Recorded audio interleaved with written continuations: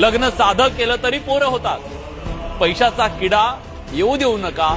पण 21 वर्ष तुम्ही लोकांना जे सांगितलं त्या कथनी आणि करणीतला फरक लोकांना दिसला.